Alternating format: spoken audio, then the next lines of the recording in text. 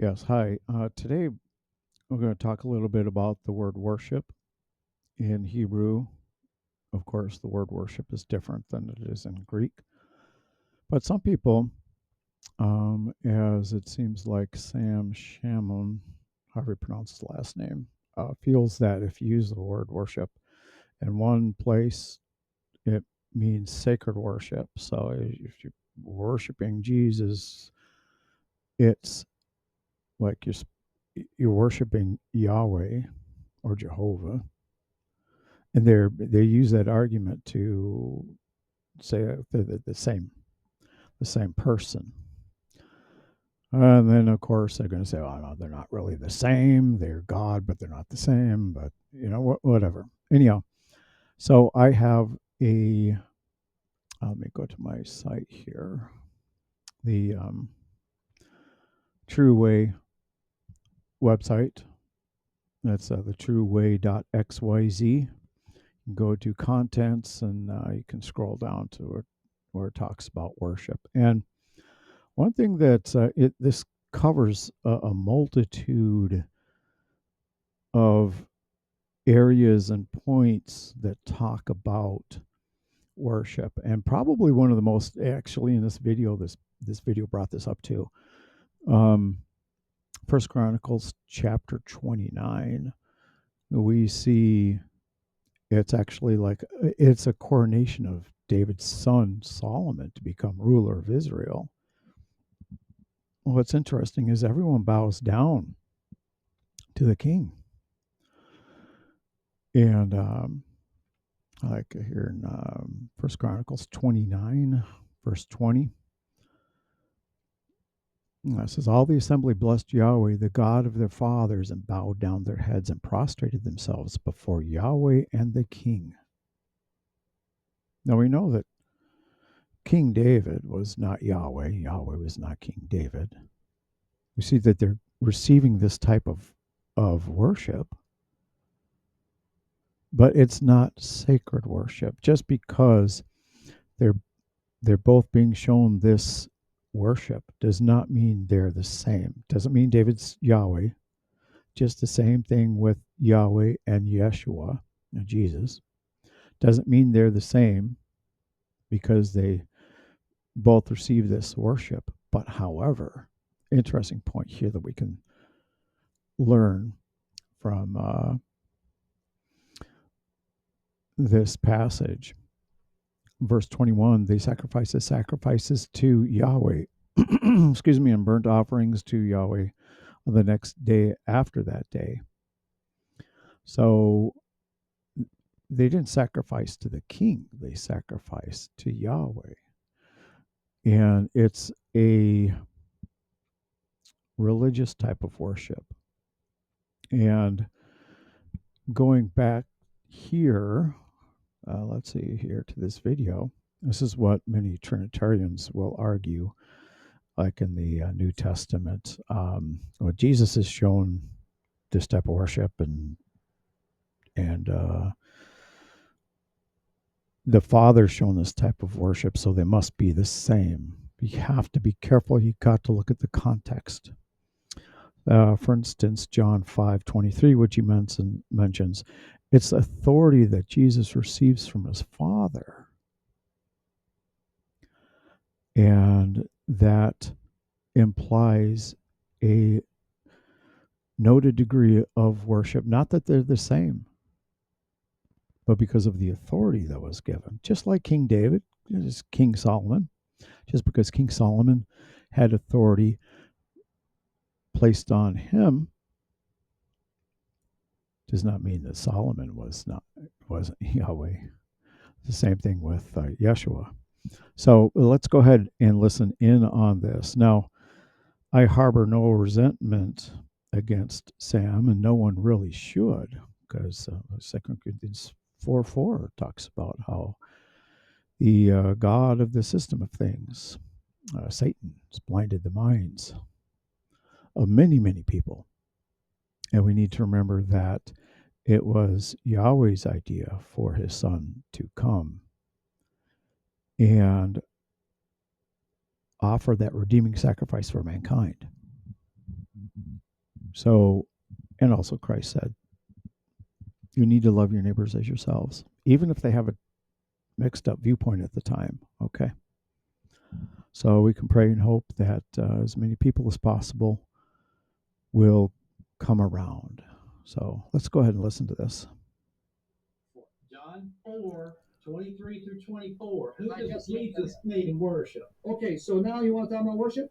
That same John, where Jesus says, worship the Father, Spirit, truth, is the same John, and then John 9, 35 to 38, where the blind man worships Jesus. It says, when Jesus sees the man born blind that he healed, he goes, do you believe in the Son of Man? And he says, who is he, Lord? That I may believe. And he goes, it is I who speak to you. He goes, Lord, I believe. And the same word, and he worshipped him. Proskenevo. That therefore the very John you're quoting shows that it's not just the Father who receives proskenevo worship, so does the Son, confirming what he said in John 5:23. There Jesus. Okay. So here we have the thoughts. He's taking that, figuring that word only has one meaning. Okay. Now, looking some things up on Chat GPT, it's also interesting to see what we have here. Now, we've got to consider and always remember that Chat GPT is based almost entirely on books. Okay. So you have to use thought when you're using it to make sure that it's not reflecting the incorrect thoughts. So, anyhow, that word, in fact, is I'm going to go ahead and let this ChatGPT talk about this. Okay. Greek word in John 4:23 translated as worship in John 4:23 is proskuneo. Meaning of proskuneo. Literal sense. The term proskuneo is derived from toward, and a root associated with kiss. It originally conveyed the notion of prostrating oneself, often in the act of reverential kissing or bowing low before someone of higher status. Worshipful context. In the New Testament, proskuneo is commonly used to describe an act of homage, reverence, or adoration directed toward deity or a divine figure. It suggests a posture and attitude of profound respect, submission, and devotion, often involving a physical gesture such as bowing down. In John 4:23, Jesus speaks of true worshipers who will worship proskuneo, the Father, in spirit and truth. Here, the meaning extends beyond physical posture. It encompasses a heartfelt, genuine reverence and faithful devotion to God, a worship that is sincere, inward, and aligned with God's character and will.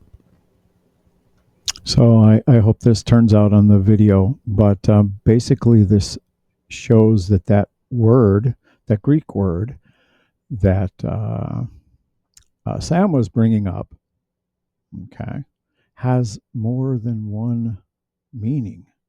We have a literal sense, okay, so it says conveys the notion of prostrating oneself, an act of reverential kissing or uh, bowing low before someone of higher status. And there's also the worshipful context too. So there's more than one meaning that can be used with that word. Sam does not go into that. Maybe he doesn't know about it. I don't really know. But it's good for us to understand. It's good for everybody to understand these things. So let's see here. Getting back to the trueway.xyz. Now, there is also a book that's available. You can download it for free on the website, or you can order it through Amazon. Where is that thing? Hang on here. Let me get back under here and pull this thing out. So Jesus is coming quickly. Let's get this thing up here. This is the larger one.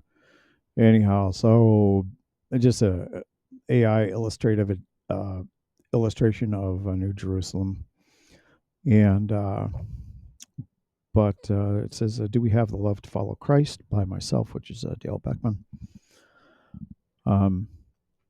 and it has a whole lot of information dealing with this. So, but again, going into this thought of worship, Trinitarians who will, it's also confusing to talk to them because can't get sense out of nonsense. Where they say that Jesus and the Father are basically one, but they're individuals. So it just, doesn't make a whole lot of sense. But at the same time, again, we want to show love to these individuals to help them to hopefully see the truth down the road. And also another interesting thing too in Revelation, nowhere is the Lamb shown to receive religious worship. Remember you had there in Chronicles, the very end of Chronicles, the coronation of David's son Solomon. People bowed down. They worshipped who? They worshiped King David and Yahweh. But they only sacrificed the bulls, made sacrifices to Yahweh. So it's interesting anyhow. So there's more than one meaning that has to be kept within the context. That's basically all I have for you today. For right now, I'm going to make a couple more videos, I hope, today. But I wish the best for everybody.